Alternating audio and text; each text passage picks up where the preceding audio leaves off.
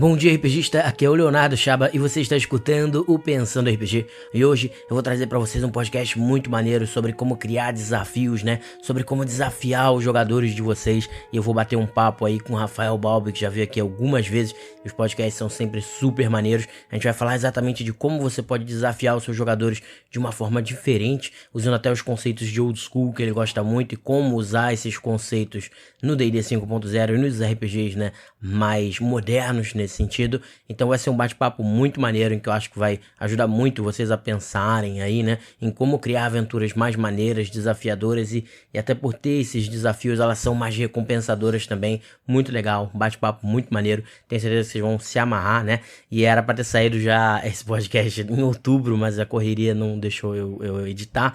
E eu vou colocar um link aí pra vocês poderem seguir o Regra da Casa no YouTube. Vale muito a pena seguir o Balbi e o pessoal do Regra da Casa lá, se inscreve e tal.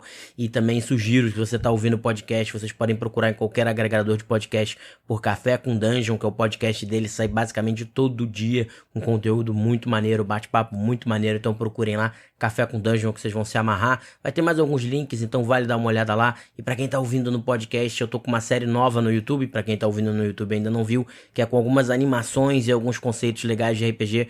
O último vídeo, né, o primeiro vídeo, na verdade, saiu alguns dias atrás, acho que anteontem, e tá muito legal, a galera tá curtindo pra caramba, então vou botar o link aí também. É um vídeo falando sobre o que você não deve fazer num combate e o que você deve fazer para que os seus combates no D&D, especialmente 5.0, sejam legais. Então vai ter o link aí pra quem não viu ainda no YouTube, e pra galera que escuta só o podcast, saber que no YouTube vai ter esse conteúdo super maneiro também, então vale a pena ir lá ver e seguir, se inscrever e etc, beleza? Então vamos começar, galera.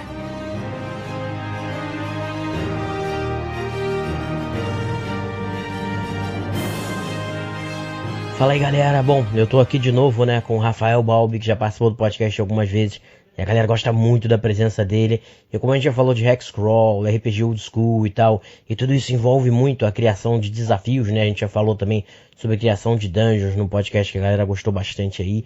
E então, como a gente já falou sobre isso, eu achei legal trazer ele pra gente falar sobre a criação de desafios, né, num RPG, como desafiar os seus jogadores, que é uma coisa sobre a qual eu falo muito aqui também. Então eu quis trazer ele porque eu acho que pode ser um bate-papo muito maneiro. Então é isso aí, cara. Se quiser, pode fazer aquela apresentação rápida de sempre, mas já entrar aí nessa questão da criação de desafio. Pô, cara, obrigado de novo por chamar para participar aí. Sempre bom. Você sabe que sou fã do teu trabalho.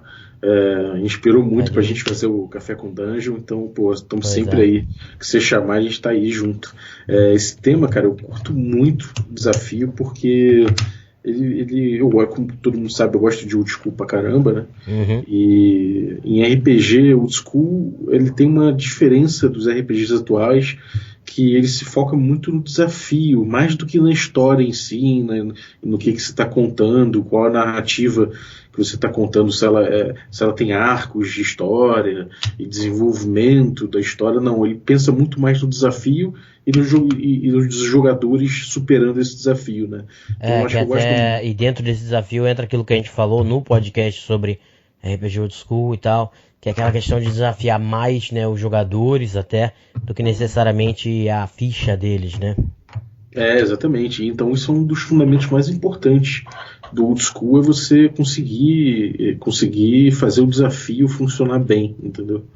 E pra falar aí também, né, que ele falou do Café com Dungeon, eu vou falar lá no começo, na entrada, certamente, mas pra quem não conhece, vale acompanhar o podcast deles aí, que é do pessoal do Regra da Casa, que é o Café com Dungeon, que é um podcast muito maneiro sobre RPG. Eles batem um papo mais descontraído, com temas mais amplos, tipo um bate-papo entre amigos, assim, e que é muito legal. Então vale a pena vocês checarem o podcast deles também, Café com Dungeon aí, que vale a pena ver. Você já escuta esse aqui, pode escutar o deles também. Mas é isso aí, cara. Então começa falando aí de como é que você faz, né? Como é que você cria esses desafios pra galera? Uhum.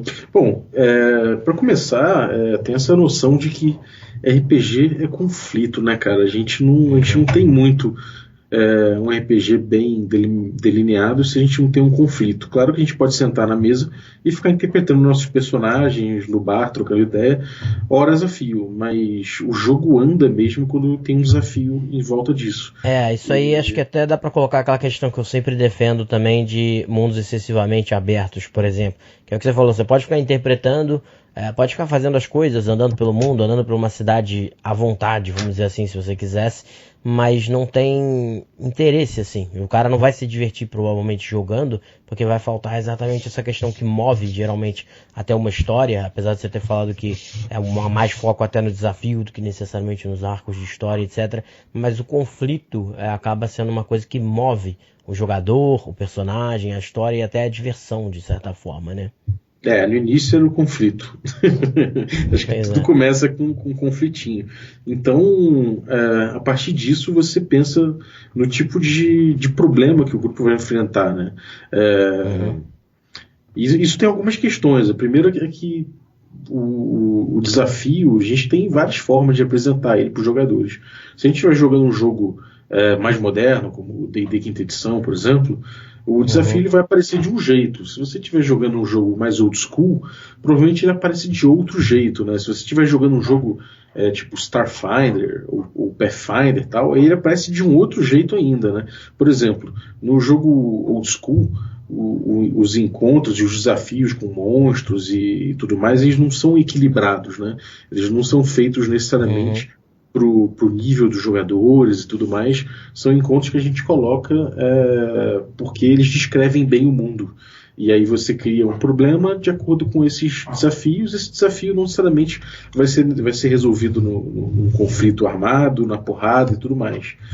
Já na quinta edição a gente tem já algumas diretrizes, né? A gente já tem o cálculo de CR para você ver se aquele desafio ali com aquele monstro pode ser enfrentado pelo grupo. A gente já sabe mais ou menos quantos desafios pequenos e quantos desafios mortais e quantos desafios médios o grupo pode enfrentar por dia. Existe um cálculo feito com base nisso.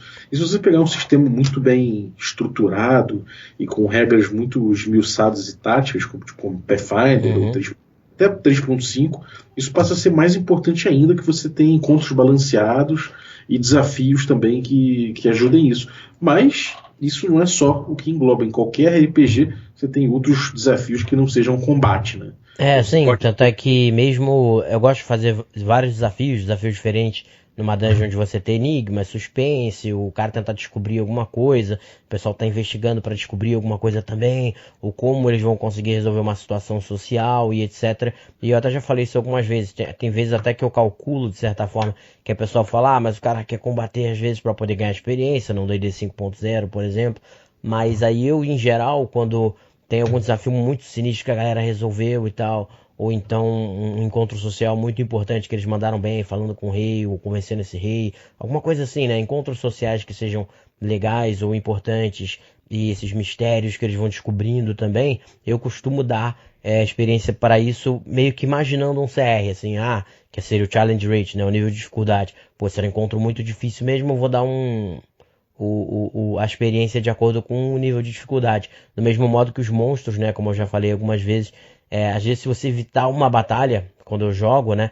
Que eu dei o exemplo do druida várias vezes que conseguiu evitar várias batalhas com vermes púrpuras, que seriam algo absolutamente mortal, utilizando o Windwalk que ele passou sem eles perceberem, né? Sem os vermes púrpuras poderem perceber, eu vou lá e dou também a experiência pelo desafio, porque o desafio estava lá. Se eles conseguiram circunscrever isso de outra forma e resolver de outra forma, ainda assim eles superaram aquele desafio, entendeu? Sem dúvida. Eu acho que isso é muito importante a gente ter em mente, principalmente em jogos como o D&D Quinta Edição, porque o normal dele é que ele se calcule para o combate, né? E apesar de tudo, a gente tem sim 3 pilares no D&D Quinta Edição, que é o combate, interação social e exploração. Então, por exemplo, é importante você pensar desafios dentro da exploração. Por exemplo, uma caverna complicada, cheia de buracos, cheia de caminhos possíveis. Então, como desafiar os jogadores com isso? Como desafiar os jogadores com a escuridão? Né? Você pode pensar que, por exemplo, a escuridão pode parecer, vai ser emboscado toda hora por um grupo imenso criaturas terríveis, às vezes não precisa ser isso. Às vezes a escuridão pode simplesmente oferecer um desafio porque oculta alguma coisa, porque é um caminho que você desconhece, porque são recursos que o grupo não tem. Por exemplo, perde a lanterna, perde as tochas, acabou. Agora o grupo só pode confiar na infravisão de alguns personagens não humanos. E aí, como é que faz? Como é que resolve isso? Né? Como é que essa falta de visibilidade maior vai prejudicar o grupo? Às vezes tem criaturas que podem se aproveitar dessa escuridão para tentar engabelar o grupo, NPCs também, para assustar o grupo. Então você começa a pensar que a exploração também traz seus desafios, interação social também traz seus desafios, que é como é que eu vou convencer aquele rei de que ele precisa dispor do seu exército para acabar com uma horda vindoura de goblins sem desconfiar de que eu estou querendo somente enfraquecer a guarnição dele, né? E se ele desconfiar e ele chega à conclusão de que eu estou tentando realmente enfraquecer a guarnição dele, resolve prender o grupo, resolve matar até o cara que levou a proposta para ele. Então, assim, você tem milhões de formas de trabalhar esses pilares como desafio. Já no Old School, né, o jogo ele fica um pouco mais aberto em relação a isso, porque você, como mestre, você está botando os desafios, inclusive os de combate, que seriam naturalmente de combate, Sim. Mas no Old School a tendência é que os jogadores evitem ao máximo o combate. Né? O combate no Old School é uma coisa extremamente perigosa, é fácil você morrer, então os jogadores de forma geral vão buscar soluções diversas. Como a gente fala aqui, né, a gente já falou sobre isso algumas vezes, a gente sempre cita o exemplo lá de que no D&D Cyclopedia, por exemplo, com um mago você pode tranquilamente começar com 1 de HP, no máximo você vai ter 4 de HP, e se você chegar a 0, ou seja, você tomou uma gilingada bosta, seu personagem morreu, entendeu? Então é por isso que no Cyclopedia a galera vai, no D&D Old School, né, mais antigo, e no RPG Old School em geral, você vai evitar muito o combate e tentar circunscrever isso, evitar, porque é altamente letal, né? Comparado com outras edições, o cara tem 1 ou 2 de vida, quase qualquer coisa vai fazer ele morrer, ele morre mesmo, não tem death saving throw, não tem nada, morreu, acabou, um abraço. Não tem choro nem vela, né? Pois Então, às vezes, você vê encontros que você, às vezes, pode até ter desenhado para dar um combate legal, onde você vê o grupo se esforçando para levar na lábia aquele orc estranho que não sabe falar direito. Você vê o grupo se esforçando para, de repente, não entrar em combate de forma alguma com aquele dragão que nem é tão poderoso, mas que, sabe, só o fato de ser o dragão já leva o grupo a pensar 2 vezes e tentar estabelecer um acordo, tentar levar só aquela joia que eles precisam para fazer uma magia especial e tal. Então eles de repente negociam aquela joia, saem com as vidas intactas, entendeu? Então no Old School acaba que o desafio ele engloba todos esses aspectos que são separados no D&D quinta edição, entendeu? Acaba de uma forma mais espontânea, não que não aconteça no D&D quinta edição. Então o jeito de você pensar a coisa no jogo Old School é um pouquinho diferente de você pensar no D&D novo, né? Quando você pensa no D&D novo, você já estrutura algumas coisas em relação à história, essa coisa de você ter o XP, o avanço de XP de acordo com como é que é? Milestone, desculpa. Então, quando essa coisa de você traçar os milestones que o grupo tem que chegar para passar de nível, e você traçar desafios que levam a isso, desafio que levam a linhas de história, desafios que servem para exploração, desafios que servem para... Então você começa a delimitar um pouco mais isso na tua mão. Já no Old School você pensa numa situação e joga os jogadores lá dentro, e eles que se danem, eles que pensem numa forma de sair, né? Que seja explorando, que seja interagindo socialmente, ou, na pior das hipóteses, num combate que vai arriscar a vida deles mesmo. Mas mesmo na quinta, assim, o jeito que eu jogo ainda é muito esse, assim, de que eu coloco eles em alguma situação, eu não lembro em qual podcast, não sei se foi com o Vinzão que eu falei isso, mas em algum dos podcasts eu falei exatamente isso, que você joga eles numa situação, acho que foi esse do Vinzão, e nem eu sei necessariamente qual é a resposta para aquilo ali, e eu, cara, agora deixa os jogadores verem o que eles vão fazer. Só que aí uma diferença que eu vejo muito entre os RPGs mais novos e os mais antigos, mais old school, e aí a gente tá pegando essa comparação do D&D mesmo, que aí é dentro do próprio sistema, às vezes fica um pouco mais fácil, né? Mas isso vale para RPG old school, né, no geral, e os RPGs mais modernos, muitos dos RPGs mais modernos, mas no caso específico da quinta edição com a edição anterior, o que eu vejo é o que acontece. No old school anterior, era muito mais a tentativa de resolução, o jogador mesmo, pensando, como é que eu vou sair disso, como é que eu vou resolver esse problema, e tentando achar soluções, como é que eu vou encontrar aquela armadilha e etc. Já no 5.0 tem isso também, né? Na versão atual, mas acontece que você desafia muito mais os recursos dos personagens. E não necessariamente eu digo aqui a ficha, no sentido de que o cara rolou persuasão, tirou o número que ele precisava e o problema está resolvido. Mas não, eu digo que a galera sempre está procurando quais são as habilidades, ou então quais são as magias que eu tenho que podem me resolver esse problema de uma forma criativa, que é o exemplo lá que eu dei do druida, né? Ele usou uma magia, que é o Windwalk, para poder resolver aquele problema. Quando talvez no old school não, ele bolaria um plano, uma ação, alguma coisa, sem necessariamente usar um dos recursos do personagem, porque mal ou bem, os RPGs mais novos e o 5.0 nesse caso também, mas o Pathfinder que você citou, você tem muitos recursos para poder utilizar. Então quando você joga esse desafio, o jogador tende a recorrer a esses recursos da ficha, essas habilidades, magias e etc. que ele tem, mas isso também é muito divertido em termos do desafio, porque o cara fez a build dele, ele vai pensar o que eu posso usar daqui para solucionar esse problema, mas aí você vê que a mentalidade é diferente, quais os recursos, quais as habilidades que eu tenho para poder tentar resolucionar esse problema, em vez da outra mentalidade, no caso que você citou dessa diferença do old school, que é, o que eu posso fazer para tentar achar uma saída sem necessariamente utilizar esses meus recursos, porque no fundo você não tem muitos, né? E sobre o exemplo do dragão, só para citar pra galera, que hoje o dragão dá sei lá quantos dados de dano, não sei o que, mas lá no Cyclopedia, se eu não me engano, ele dava o HP dele de dano, né? Com o Brave. Exatamente. Basicamente, o dragão deu o Brave em você morreu, porque o dragão, sei lá, tem 120, 300, 200 de HP, e o guerreiro mais poderoso vai ter, sei lá, 100 e poucos. Então, quer dizer, tomou a baforada, morreu, basicamente. Talvez o guerreiro passando no saving throw fique vivo, mas era absurdo mesmo. O guerreiro com uma armadura especial, arma mágica e tudo mais, aí se ele demole de ficar na frente do Breath Weapon, meu irmão, provavelmente você vai morrer. Agora, uma coisa muito importante sobre isso é comparar, né? Nos primeiros levels, a ficha do D&D Quinta Edição já tem muitos recursos mesmo, como você falou, já tem muitas magias, cantrips infinitos, já tem muita coisa que o personagem pode usar. No D&D antigo, nos jogos OSR, de forma geral, os magos têm pouquíssimas magias, são magias fortes, mas são poucos HPs, não tem muito recurso na ficha, então é isso, você olha e você fala, bom, eu não quero gastar recursos, e o que eu posso fazer para resolver da melhor forma possível, da forma mais criativa, esse problema.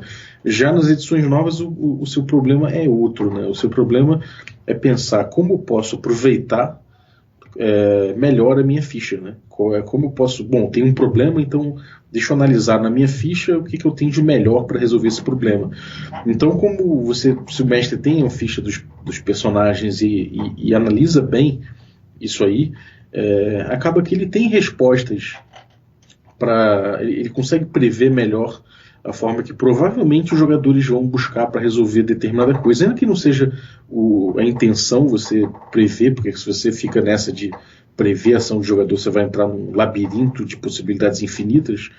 Ainda assim é mais fácil você olhar para a ficha dos jogadores e saber que se tiver um assunto com um rei, talvez a forma de convencer vai ser uma magia do mago, ou provavelmente, na verdade, aquele cara ali, aquele bardo que tem, sei lá, mais 12 em convencimento. Pois é.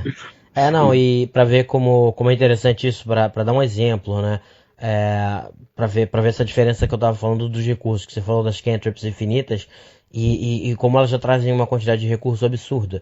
Porque vamos dizer, para ficar bem claro que eu estava falando do desafio, né? Que a gente vem falando aí de você usar os recursos, quais os recursos que eu tenho na minha ficha para ajudar a sair dessa solução, e no outro é tipo assim, caraca, mestre, tem alguma coisa no ambiente que pode me usar? Me descreve aí, deixa eu ver o que tem. Vamos dizer, se você tivesse seus aventureiros de nível 1, D&D Cyclopedia, D&D 5.0. Desafio que você colocou é que eles estão num barco, estão lá naquele barco e etc, de boa, e aí de repente eles erraram alguma coisa, o barco bateu num pedregulho, num coral, alguma coisa assim, e depois desviou de novo, conseguiu desviar para o alto mar, mas bateu. E isso fez um buraco, né, danificou o casco, e tá começando a entrar água, e em pouco tempo essa água pode afundar o barco, né, e eles no meio do mar vão morrer, né, o que a gente vai fazer? E aí no D&D 5.0, vários das classes mágicas, um deles poderia ter a cantrip, que é Mending. Então o cara poderia imediatamente falar, pô, peraí, eu tenho Mending aqui, comecei a utilizar para poder fechar o barco. Aí é claro que se você quiser botar um pouco mais de desafio, você pode dizer que o cara tem que fazer alguns testes, que ele vai ter que usar Mending numa velocidade meio alta para poder fechar e etc, ou misturar com conhecimento que algum outro personagem pode ter de navegação, essas coisas assim, mas em teoria, se ele ficasse usando o Mending lá, eles usando o Mending, eles conseguiriam fechar o barco. Ou seja, foi um mini desafio, eles tiveram que pensar rápido em como eles iam resolver, e o Mending serviu, que é uma cantrip que você conserta coisas, vamos dizer assim, né? Então você foi lá, usou vários, de repente mais de um pode ter Mending, como aconteceu numa sessão que eu joguei até nessa sexta passada, e aí eles vão lá e utilizam, vários deles utilizando o Mending ao mesmo tempo para consertar. Já no RPG Old School, esses mesmos personagens provavelmente estavam ferrados, porque eles não têm nenhuma dessas magias que podem solucionar. Eles olham pra ficha e não tem nenhum recurso ali. Então o que eles vão ter que fazer? Tá, mestre, me descreve aí, o que tem no barco? Tem cadeira? Tem corda? O que tem? Tem corda? Tem de repente algum tipo de piche que a gente pode pegar a corda, passar esse piche e tentar fazer um blocão com corda e madeira e qualquer coisa e então colar, assim, colar imediatamente. Vou amarrar o Johnson. O Johnson é meio gordinho, vou amarrar ele ali. Alguma coisa assim, ou então, pô, tem como a gente então abandonar o barco, quebrar um pedaço do barco e para fazer uma espécie de jangada improvisada, alguma coisa assim, entendeu? Quer dizer, olha só como é completamente diferente o processo de pensamento, né? Eles vão ter que começar a perguntar pro mestre o que tem no ambiente, procurar desesperadamente no ambiente para ver como é que eles vão poder resolver o problema daquele buraco, quando no outro eles mal bem eles têm aquele recurso na ficha, né? E eu até, apesar de você conseguir prever muitas das coisas como você falou, de fato, jogo ali e deixo eles resolverem, porque realmente são tantos recursos também que eles têm, né? Se você somar todo o grupo, todas as habilidades e magias e não sei o que lá, que é até muito difícil mesmo você prever algumas coisas pequenas, como você falou, você sabe, tá, aqui vai ser o bardo que falou e tal, mas outras nem tanto, e outras do nada, que nem eu falei, você tá crente que vai ter lá as batalhas com verme púrpura e não sei o que, e o cara sai com uma jogada absurda lá, deles saírem voando como névoa e acabou, né? Então, é bem interessante, mas eu queria dar esse exemplo para ficar claro, né? Acho que aí nesse exemplo fica bem claro a diferença entre usar os recursos do personagem da ficha e o outro é desesperadamente tentar procurar por uma solução, né? E fora isso, né, tem uma questão importante que vem do old school também, que se torna cada vez uma arte mais perdida nos jogos mais modernos, porque ele já tem esse cálculo de desafio, né? Você normalmente, como mestre, tenta botar desafios que o grupo tenha level para resolver, então isso leva você leva o grupo e o mestre a ter um acordo tácito de que o que está entrando em desafio são coisas que o grupo vai normalmente superar de forma geral. Já no disco, como não tem isso, seria uma mortalidade absurda se o mestre ignorar que é muito arriscado, né? Que tudo é muito arriscado. Então, uma das técnicas que eu acho vitais no old school e que ensina muito um mestre que está acostumado com jogos mais modernos é a antecipação, né? Que é o foreshadowing. É importantíssimo que o foreshadowing seja bem feito. No old school, se isso não acontece, provavelmente você está condenando o grupo. Se você não fala, por exemplo, se você não dá elementos na sua narração, na descrição de um desafio que leve o grupo a crer que aquele desafio é perigoso realmente, eles podem agir de forma imprudente e você vai ser responsável por eles agirem de forma imprudente porque você não deu peso suficiente naquela narração. Né? Já no jogo mais moderno isso não costuma ser tão custoso, mas se você utilizar isso de uma forma legal, você consegue inclusive controlar um pouco mais o sentido de perigo para os jogadores. Então, se você, por exemplo, você fala isso é um clássico do Dungeon Crawl Classics, que é um poço, numa aventura clássica que tem um poço. esse poço, ele é um poço num lugar estranho, dentro de um keep amaldiçoado, e ele em volta dele tem palavras profanas em outra língua que você não consegue traduzir muito bem, mas você sabe que são profanas, elas têm formatos hediondos, e em torno está tudo morto. Só aquele poço de pedras negras ali no meio, e que ele exala morte. Isso, quando você dá uma descrição dessa, você já deu peso suficiente para aquele poço. Se alguém ainda for teimoso de ver naquele poço o que tem lá embaixo, pode ser que ele seja submetido a um teste de save or die. Pode ser que ele morra porque tem uma armadilha. Mas aí ou entra também, coisa. mas aí mesmo aí entra um pouco a mentalidade. Se o cara sabe que ele tá jogando um jogo old school, né? Ele vai olhar para essa descrição e vai pensar desse jeito que você falou. Mas hoje em dia, né, com jogos como eles são, né, como você mesmo disse, tenho quase certeza que a galera ia pular e ia investigar. Por quê? Porque elas partem do princípio, né, desse contrato com o mestre de que, não, ele não vai jogar um desafio loucaço aqui do nada, sabe? Então deve ser alguma coisa que a gente consegue enfrentar. E aí eu acho que eu tenho essa sensação, pelo menos, a galera faria, a não ser que a galera já tenha a noção de que tá, né, num lugar old school e tal, ou num RPG old school. Aí, no caso, eu acho que nos RPGs mais presentes, aí, mais recentes, eu acho que talvez você tenha até que ser mais direto, né? Mais óbvio ainda do que isso pra galera pegar. A não ser que você esteja, por exemplo, né? Eu falei com você que eu tava jogando Maze of the Blue Medusa, né?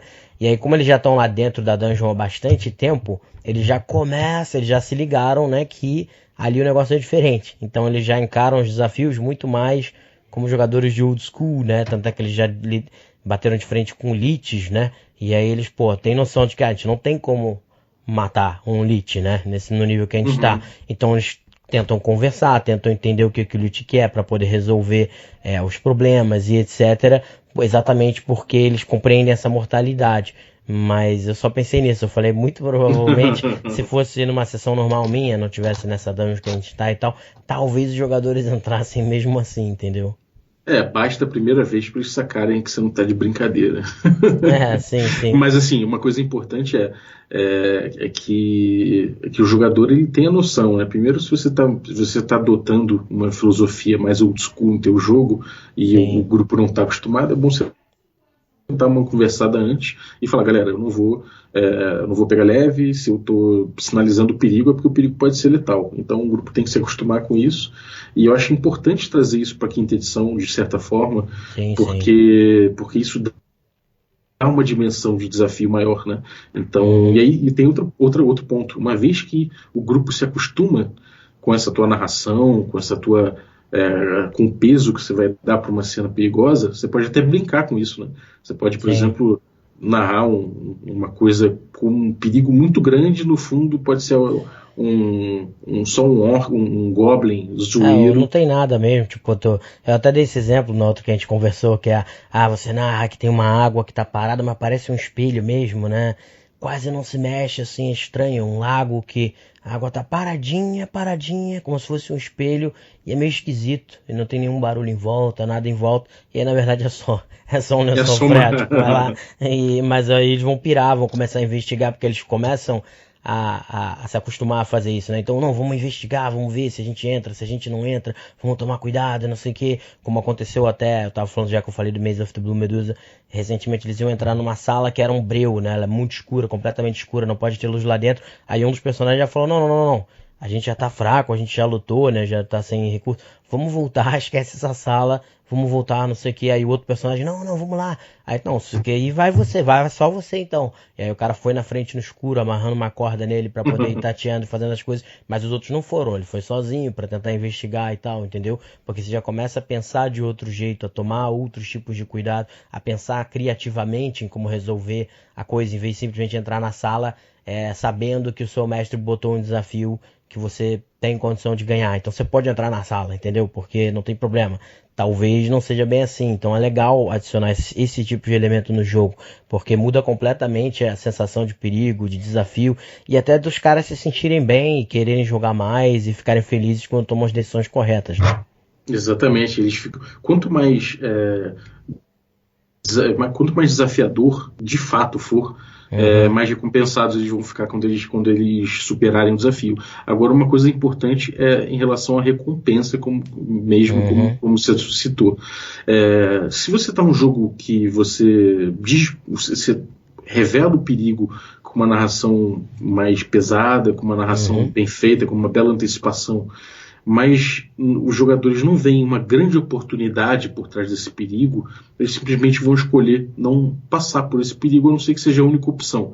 Se for a única opção, você está meio que caindo num railroad, né? Você está meio que botando só um caminho para eles seguirem, e isso pode prejudicar um pouco a agência do jogador. Sim. Por outro lado, se você coloca uma oportunidade por trás desse desafio, isso faz tudo mudar, né? Súbito, se você fala que há um tilintar de ouro vindo debaixo daquele poço maligno, eles podem pensar duas vezes e falar: putz, cara, eu sei que é perigoso, eu sei que se eu meter a caroça lá, provavelmente eu vou morrer, mas eu tenho que fazer alguma coisa para sentir o que é esse tilintar de ouro que está vindo lá de baixo. Sim, então, isso é um carrot on a stick, né? É uma cenoura na ponta de uma varinha para você atrair o animal, né? Tipo, você tem que ter um atrativo para que eles topem esse desafio, né? O jogador o tempo todo ele vai medir risco com oportunidade, e aí essa decisão que ele vai tomar é de inteira responsabilidade dele. Não, isso é muito legal, e de novo citando então, porque a gente tá falando dessas coisas de desafios, etc, e eu tô jogando, né, o Maze of the Blue Medusa, que é um bem old school, né, um livro muito old school de aventura ali, uma aventura muito old school, e é exatamente isso, cara, é muito legal, porque aí você fala e você vai fazendo, né, as conexões. A gente tava jogando e eles ficaram muito tempo dentro da dungeon, 3 ou 4 sessões, andando loucamente lá por dentro, aí acharam a máquina lá que transforma as coisas em ouro. Por causa disso eles conseguiram fazer estátuas gigantes de ouro, que é dinheiro pra cacete, etc. E só que eles estavam junto com um nobre, né, que tava junto com eles, e eles conseguiram, depois de mó penar, voltar pra sala inicial onde eles poderiam sair. E aí o nobre, não, eu já entrei aqui, consegui sair, todo mundo vai falar, porque quase ninguém sai daqui de dentro, né, que eu já sou um herói, eu sou não sei o que, saí com muito dinheiro também, então eu vou embora, porque eu quero, né, curtir aqui a fama e o dinheiro e tal. E eu falei pros jogadores, ó, os jogadores estavam abertos a sair também da dungeon ali, até porque ela não é a parada principal do RPG, era só um elemento, e eles sabiam que lá, a entidade que eles querem derrotar e etc, eles sabiam que inimigos daquela entidade estavam procurando coisa lá dentro, que aquela entidade tem minions, etc, procurando coisas lá dentro também, né, que aí são coisas que eu adicionei ao Maze of the Blue Medusa, né, porque pra poder se encaixar no meu RPG. E então, coisas que os minions daquela entidade estão procurando lá, e ao mesmo tempo eles vêm procurando alguns artefatos que seriam resquícios dos deuses e não sei o que são mais poderosos e não sei o que lá, e eles estavam pensando que poderia ter lá algum desses artefatos, ou então outras coisas absurdas, porque, porra, a dungeon é loucaça, né? E aí é engraçado que aí eu fui jogar PlayStation com eles depois de uma das sessões, e eles estavam conversando no PlayStation, como jogadores aí, né? Não, um moleque falando: vamos embora, cara, a gente vai morrer, tem muita parada louca lá, a gente viu um lit, não sei o que. E aí os outros: não, vamos continuar, com certeza tem mais artefatos, deve ter mais parada sinistra lá, a gente tem que continuar, não sei o que, pra descobrir, senão a gente não vai derrotar o cara, não sei o que. E aí ficou exatamente essa discussão de um querendo colocar: não, a gente vai morrer, a gente tá ferrado, e os outros: não, mas pode ter mais coisa lá e tal, provavelmente tem mais coisa lá, a gente tem que pesquisar. E aí eles acabaram continuando e entraram por uma outra parte da dungeon, né, uma outra porta, e já se meteram lá dentro de novo e tal, e foram se embrenhar. Aí eu resolvi ferrar com eles e botei um incidente que teleportou eles para um outro lugar da dungeon, então agora eles não têm a menor ideia de onde eles estão e vão jogar muito tempo lá dentro. Você está fazendo uma coisa muito legal do Old School, que é pegar módulos e incluir na sua campanha, né? Isso é uma coisa muito legal, porque o Old School ele tem essa coisa de módulos, né? Que são aventuras prontas e add-ons que você pode botar na sua aventura, e alguns deles são tipo bem localizados. Então você pode botar que existe o Maze of the Blue Medusa em um determinado local, e aí eles podem enfrentar aquilo, mas se eles forem mais para leste, eles podem chegar nas bordas do território, e você pode pegar um outro módulo Old School, que é, por exemplo, o Keep on the Borderlands e mestrar ali. Então você pode ir coligando esses vários módulos como desafios da tua campanha, né? Então o Old School ele tem muitos desafios prontos, tem inclusive livros que tem pequenas dungeons pequenininhas de 3 quartos, de 3 aposentos, 5 aposentos, só para você salpicar pelo território da tua campanha e fazer esses desafios ocorrerem naturalmente na aventura, o que é um caminho muito legal do Old School também, que diversifica um pouco dessa coisa de você ter que contar um arco de história, de ter todo um desenvolvimento do início, meio e fim, de um grande arco. Você pode misturar as duas coisas também, que é uma coisa muito interessante. Para você ver como isso funcionou bem, é exatamente isso que você está falando. Eu interliguei, então, porque o Maze of the Blue Medusa é muito grande, tem várias sociedades lá dentro. Ele é muito bom, cara. E que uma viveu há 17 mil anos dentro daquele lugar, aí outra há 8, e são vários lugares diferentes, então assim, são várias cidades, várias sociedades, só que aí eu fui ligando o lore dessas sociedades, fazendo pequenas modificações, para poder ligar com um arco maior que eu tava querendo fazer entre um deus mais caótico, que seria Dionísio, porque o pessoal queria jogar parada mais com deuses gregos, né? E Apolo, que seria um deus mais ordeiro, então como se fosse uma guerra meio que eterna entre eles, né? Há muito tempo. E aí ali tem, como são sociedades de 5 mil anos, 8 mil anos, 16 mil anos, lá tem exemplos dessa guerra, né? Ali também. E aí eu só mudei algumas pequenas coisas, né? Do lore, da coisa ali, que foram encaixando e fazendo essa ponte para poder entender, tá, então os minions do cara estão aqui porque eles estão procurando alguma coisa também que é importante para ele, entendeu? E a galera então encaixou de um jeito orgânico muito legal, mas ao mesmo tempo é exatamente o que você falou. Apesar de ter encaixado muito legal e deles estarem descobrindo peças dessa história e desse arco maior que estava lá fora, né, antes deles entrarem, mal bem se você pensar, a história em si, apesar desses pequenos fragmentos, etc., o arco de história ali meio que parou, porque eles estão dentro da dungeon, então resolvendo os problemas lá dentro, tudo bem, descobrindo algumas coisas do lore lá dentro, mas está meio que parado naquele desafio. Então naquele momento houve uma suspensão da história para viver aquele desafio e a história específica daquele lugar onde eles estão, né? Daquela dungeon, que aí sim, tem algumas coisas bem legais que estão linkando com as coisas lá de fora, mas o lá de fora já tá há umas, sei lá, 4 ou 5 sessões lá fora, né? Sem avançar, porque parou quase com uma suspensão temporal para lidar com aquele desafio e eles estão se divertindo pra cacete, entendeu? E depois, com os fragmentos que eles pegaram, eles voltam pra história e vai estar mais rico ainda os arcos que estavam acontecendo antes, sabe? Isso é muito legal porque tem a ver também com o que o Old School propõe, que é a narrativa emergente, né? Além do muito mais do que a coisa da narrativa construída, dessa coisa dos arcos narrativos e de linkar todos as necessidades dos jogadores dentro da história. Ele pega muito simplesmente assim pelos desafios que vocês estão vivendo no momento e que movimenta muito também o jogador, os personagens, né? Diz muito para eles e constrói também dilemas. Só ele por si só já constrói amizades e desafios superados em conjunto e criam elos muito interessantes. Como você falou, às vezes uma discussão muito clássica de um grupo de OSR é falar, cara, como é que a gente vai tirar esse dinheiro todo daqui? Vamos sair, vamos tentar fazer alguma coisa porque a gente está morrendo pela ganância. Aí o outro fala, que é isso, cara? Daqui no outro, pode ter um anel de Wish ali do lado daquele... Pô, vamos lá, só mais um. Pois é, e essa é a ideia do desafio, que é legal exatamente isso, só mais um, é aquela ideia até que eu sempre cito de que é o lado até viciante mesmo, que nos jogos de videogame você vai ter, que é essa coisa do desafio, que vai levando a outro desafio e a pessoa não para de ter vontade de jogar, então eles estão loucaços nessa dungeon, querendo jogar cada vez mais e etc.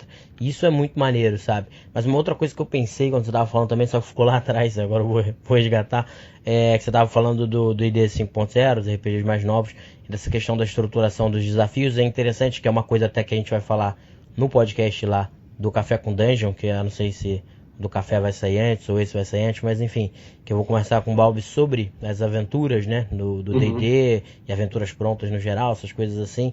Eu até posso falar sobre Maze of the Blue Medusa, porque é uma delas, mas no Rise of Tiamat que eu joguei, a gente vai falar mais profundamente lá no Café com Dungeon, vocês podem ver lá também, eventualmente quando sair o episódio, mas fiquem de olho. Tem isso, boa parte ele é centrado, o Rise of Tiamat na verdade, no conselho de Waterdeep, né, e nas conversas que você tem dentro do conselho de Waterdeep, e que aí essas conversas e as interações no conselho, etc, que vão abrindo e jogando você para as outras missões que você pode fazer, que vão pintando ali nas conversas do conselho, entendeu?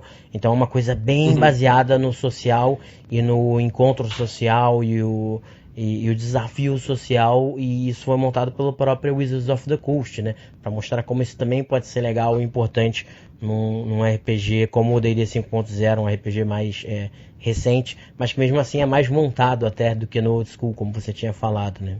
Mais estruturado. De certa forma, o XP, que é a principal forma de recompensa mecânica para os jogadores, diz muito sobre isso, né? O XP hoje em dia basicamente é feito por por milestones, né? Sim. Quando o grupo chega num milestone, você passa de grupo de nível. E no Old School não, né? No Old School você tem lá o quanto de XP você precisa para passar, e basicamente você ganha XP por moeda de ouro que você recupera a civilização. Então te leva a um caminho mais aventuresco, né?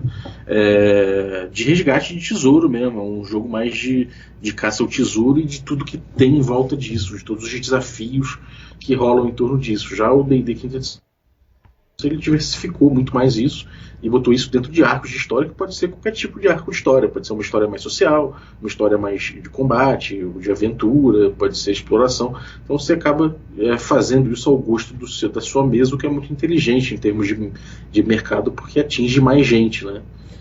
E abre a possibilidade. É o que eu falei, uma das coisas que eu gostei do 5.0, sempre cito isso, é porque tem essa flexibilidade. Então você consegue jogar só aquele RPG, sei lá, porradaria e combo e não sei o que, se você quiser.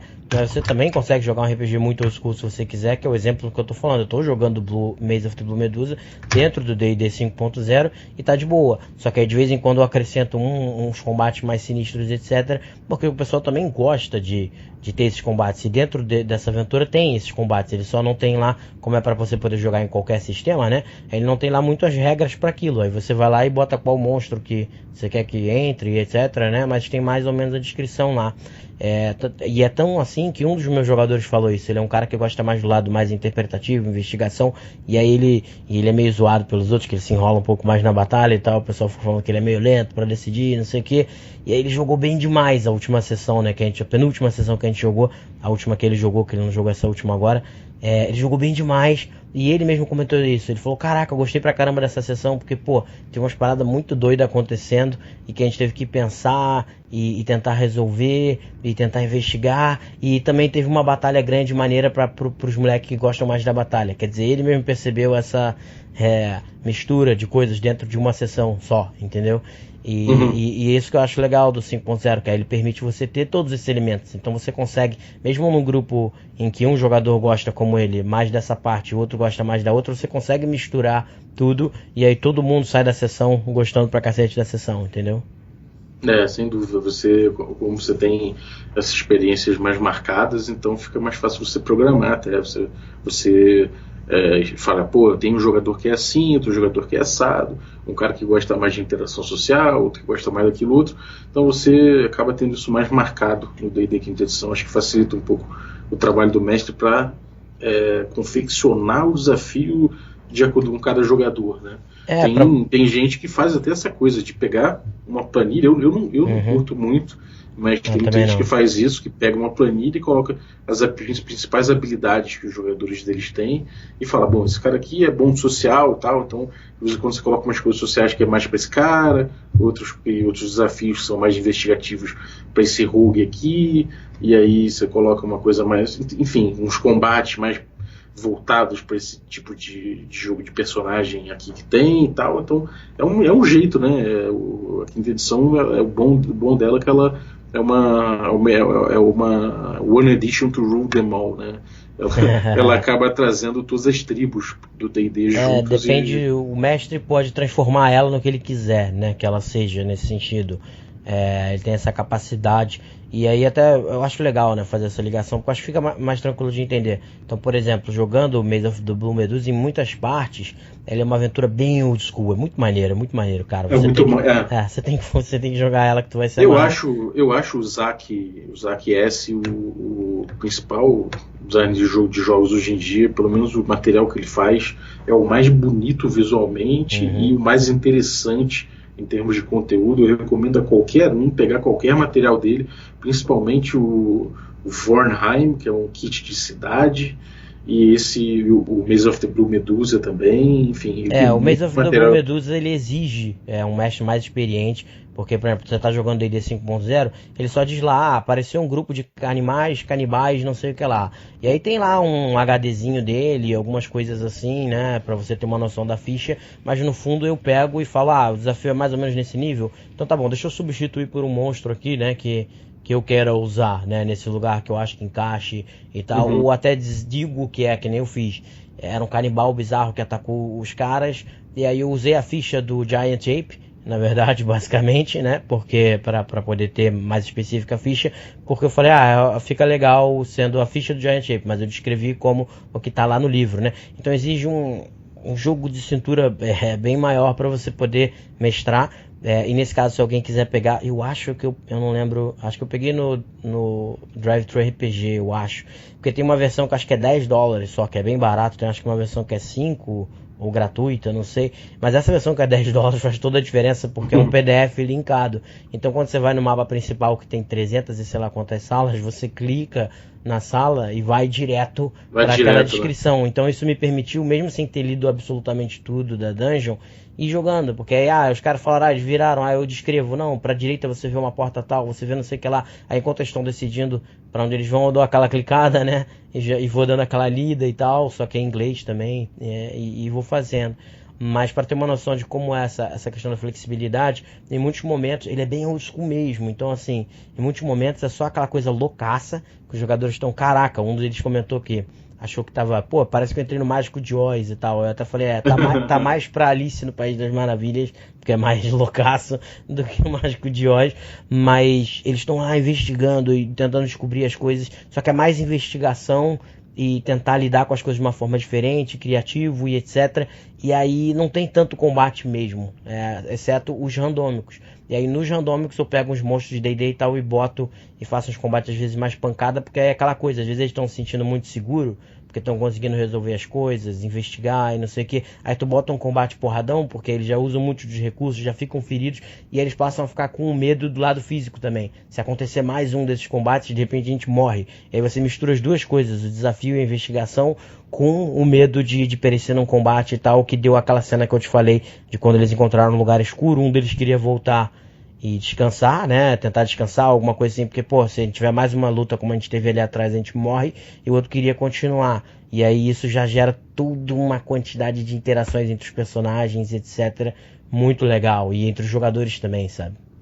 Sem dúvida, cara. E outra coisa que você falou aí do Alice no País das Maravilhas, não é à toa, o próprio Zach S. tem um suplemento que é lindo também, um livro de arte. É um jogo de RPG, mas é um livro de arte muito bom, que é o Red and Pleasant Land. Peraí, repete aí.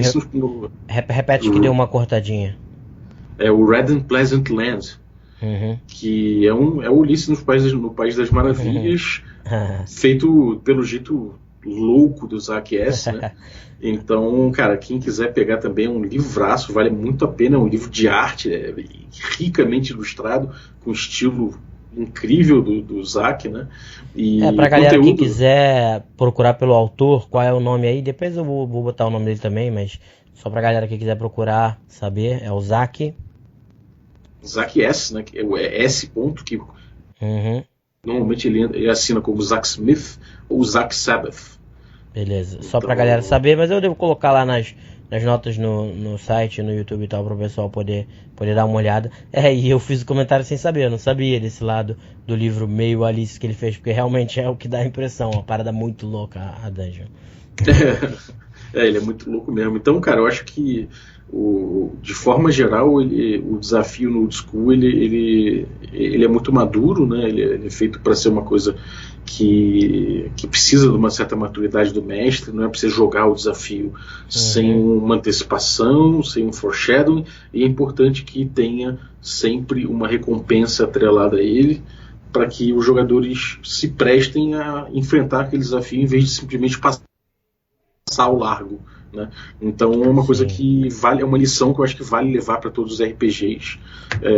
Claro, Isso do foreshadowing, cara, eu lembro, que aí você até pode contar pra galera, que lá no Uri Glória, eu acho que foi no Uri Glória que você falou, que teve um lance de um dragão verde, alguma coisa assim, que tava numa caverna, e aí quando você tava falando disso do foreshadowing, de você fazer essa antecipação pra galera saber, tá, não é pra eu entrar aqui, ou então, tá, agora não, mas de repente eu entro mais na frente, aí eu lembrei desse caso específico, de repente você pode usar como um exemplo legal aí pra galera entender.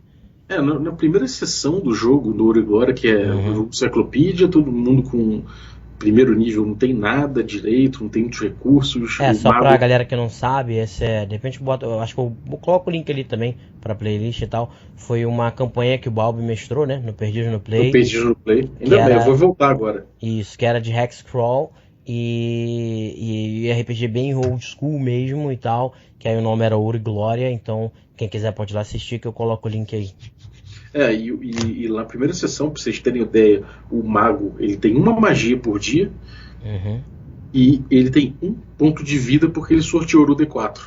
Então, esse era o nível de poder do grupo, era esse. Escorregou, bateu a cabeça na calçada e morreu. Ver um ganso enfrentar ele, dar uma picada, ele morre. Mas, de forma geral, galera, foi no primeiro encontro que eles tiveram na exploração deles, um jogo baseado em exploração, eles foram explorando o caminho, viram uma mata toda quebrada, umas árvores meio derrubadas e que sugeriam a presença de uma criatura de grande porte, até que eles chegaram numa caverna, mas em frente à caverna tinha um grande pilar de pedra enterrado no chão, escrito numa língua mais antiga, mas que dava para ler, escrito assim: aqui há dragões. E aí o pessoal ficou, nossa, o que será que tem aqui dentro? Só que eles olhavam para dentro da caverna e viam algumas moedas de ouro brilhando lá de dentro. Então eles falaram, o que você falou do ouro tilintando lá dentro.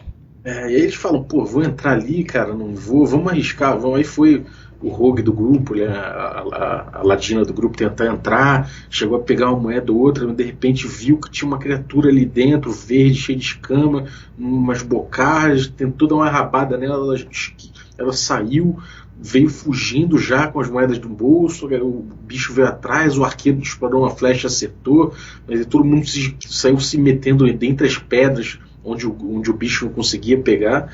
Aí eles viram, depois eles acabaram entendendo que não eram dragões, eram wyverns, mas que só os wyverns já era suficiente para dar um couro neles, né? Então, claro. Então você vê que eles ficaram ali em volta falando, meu Deus, como é que eu vou entrar aqui para pegar esse dinheiro, cara?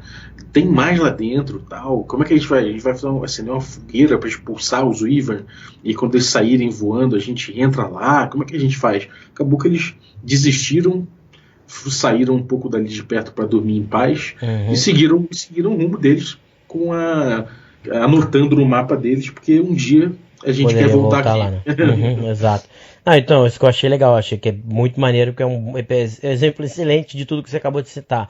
Primeiro você tem um foreshadowing ali, né? Você tem uma antecipação de que, olha, tem coisa complicada aqui. Mesmo assim, eles resolvem investigar e tal, e correm o risco de morrer por causa disso, mas ao mesmo tempo você joga aquele, mas pode ter coisa boa aqui, que é que nem os moleques, não, pode ter um item lá, vamos entrar de volta na dungeon, e agora eles estão perdidos lá dentro e tal. Então acho que dava uma noção bem legal de tudo que você falou, entendeu?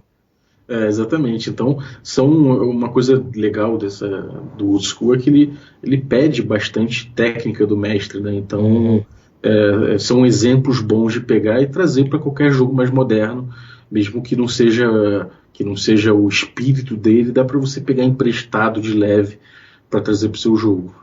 Sim, sim. E mais algum comentário aí que você queira fazer para ir fechando, que eu acho que já tá dando um episódio bem maneiro aí pra galera. Cara, eu acho que é isso, cara. Faça isso com responsabilidade. Avise o seu grupo que você está mudando um pouco o tom, que pode ser que você vá adotar um tom mais mortífero, que você não vai necessariamente balancear os encontros, e começa a adaptar, começa a trazer um pouquinho isso, começa a brincar com essas técnicas. Com o tempo, você vai pegar bem o jeito, o grupo vai sacar esse jogo de palavras, essas descrições. E você vai entrar num mundo de RPG que é um pouquinho mais com uma sintonia fina um pouquinho melhor para suas técnicas de mestragem. E eu, acrescentando isso aí, também acho legal falar exatamente isso, que você pode fazer assim, pode fazer avisando, pode fazer conversando, pode fazer também como eu fiz, né, que devagarzinho os caras vão encontrando as coisas, vão lidando com as coisas, vão percebendo, que aí de repente, pelo menos que esse lugar onde a gente tá, né, é diferente dos outros lugares onde a gente teve, que aí no caso é mais old school e etc, ou simplesmente avisar, tanto é que, como você teve várias vezes o Maze of the Blue Medusa, antes de eu pegar, que eu comprei lá, eu vi algumas das pessoas falando, e exatamente um dos caras falou isso, falou, eu fui jogar com o meu grupo, que eu achei maneiro, mas eu avisei antes dele, esse RPG aqui é outra pegada, uma pegada mais old school, não sei o que, aí já avisou eles antes. O meu fui deixando eles perceberem vagarosamente, mas exige realmente, como você falou, talvez mais experiência do mestre, muito mais jogo de cintura também, para você poder levar um RPG nesse estilo, mas é muito recompensador, e com o tempo talvez vocês vão pegando a experiência de fazer o que eu gosto de fazer, que eu falei aqui várias vezes, que é misturar essas coisas do RPG mais moderno, do 5.0 e tal, com as coisas do old school e desse tipo de desafio diferente, que é o que eu tô fazendo especialmente agora, nesse momento, por isso que eu citei várias vezes e quis gravar esse podcast, porque aí dá um RPG absurdamente maneiro, a galera tá muito empolgada pra jogar, entendeu? Cara, eu acho que a quinta edição, inclusive, ele é aberta a isso, né? O próprio Mike Burrows, ele fala que ela trouxe vários elementos do old school que facilitam isso, então aproveita. Eu acho que talvez das últimas edições todas essa seja mais compatível e mais aberta a novas ideias como essa, então aproveita, né? Eu acho que é o momento de aproveitar isso aí e trazer para o seu jogo alguns elementos do nosso D&D mais antigos, principalmente no tangente a desafios. Legal, cara. Então é isso aí. Eu convido vocês aí a ir lá escutar o Café com Dungeon. Provavelmente em algum momento vai sair esse comigo, com o Balbo, falando sobre aventuras prontas, etc. Mas tem muita coisa legal lá. Vão ouvir o podcast deles. Se gostou aqui dessas coisas que a gente falou também, pode de repente ir lá assistir o Ouro e Glória, já que ele acabou entrando na conversa. Eu coloco o link lá. Podem ir lá procurar as coisas do Zac lá também, o Zac S. Então é isso aí, galera. Espero que vocês tenham gostado. Opa, falei. Procurem aventuras do Zac S. e também de um cara chamado Patrick Stewart. Que não é o ator. Não. Ele assina como Scrap Princess. Os dois fazem materiais incríveis para Lamentations of the Flame Princess, que é um sistema old school que lembra o D&D Basic Expert. Então, recomendo muito esses dois caras aí. Se você ainda não conhece, conheçam. Beleza, então é isso aí, galera. E aí, como eu tava dizendo, espero que vocês tenham gostado aí do episódio, e até o nosso próximo podcast. Grande abraço aí, pessoal.